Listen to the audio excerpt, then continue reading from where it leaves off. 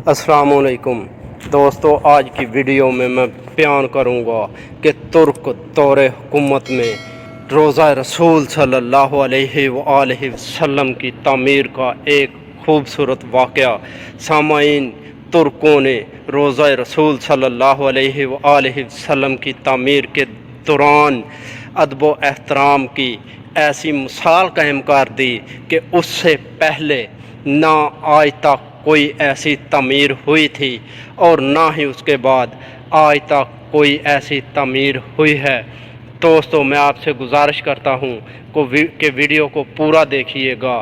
सामाईन, तुर्कों ने जब मस्जिद नबवी सल्लल्लाहु अलैहि वसल्लम की तामीर का इरादा किया तो उन्होंने अपने वसी व अरीज़ रियासत में ऐलान किया कि उन्हें इमारत साजी से मुतल्लक़ फ़नून के माहिरीन दरकार हैं। ऐलान करने की देर थी कि हर इल्म के मानने हुए लोगों ने अपनी खिदमात पेश की।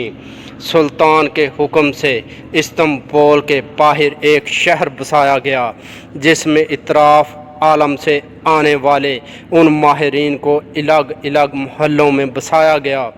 उसके बाद अक़ीदत और हैरत का ऐसा बाब शुरू हुआ जिसकी नज़ीर मुश्किल है।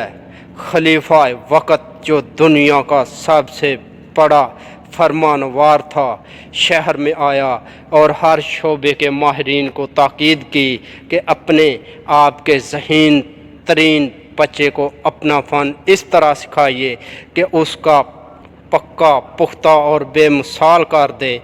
इस अपना में तुर्क हुकूमत उस बच्चे को हाफ़िज़ कुरान और शहसवार बनाएगी। दुनिया की तारीख़ का ये अजीबो गरीब मंसूबा की साल जारी रहा। 25 साल बाद नौजवानों की ऐसी जमात तैयार हुई जो ना सिर्फ अपने शोबे में माहिर थे बल्कि हर शख्स हाफ़िज़ कुरान और बाअमल मुसलमान भी था।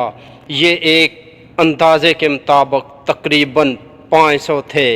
उसी दौरान तुर्कों ने पत्थरों की नई कानें दरियाफ्त की, जंगलों से लकड़ियाँ कटवाईं, सारे इंतज़ामात मुकम्मल किए और अदब का ये आलम था कि उसके रखने के लिए मदीना से दूर एक बस्ती बसाई गई ताकि शोर से मदीना शहर का माहौल ख़राब ना हो।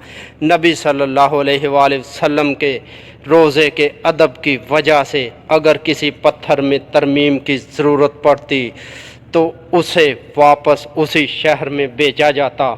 माहिरीन को हुक्म था कि हर शख्स काम के दौरान बावज़ू रहे, दरूद शरीफ और तिलावत कुरान में मशगूल रहे। हुजरा मुबारक की जाली को कपड़े से लपेट दिया गया ताकि गर्दो गुबार अंदर रोज़ा पाक में ना जाए। सतून लगाए गए कि रियाजुल जन्ना और रोज़ा पाक पर मट्टी ना गिरे। ये काम 15 साल तक चलता रहा और तारीख़ आलम गवाह है कि ऐसी मोहब्बत और ऐसी अक़ीदत से कोई तामीर ना कभी पहले हुई और ना कभी बाद में होगी। दोस्तों, उम्मीद करता हूं कि आपको मेरी ये वीडियो पसंद आई होगी।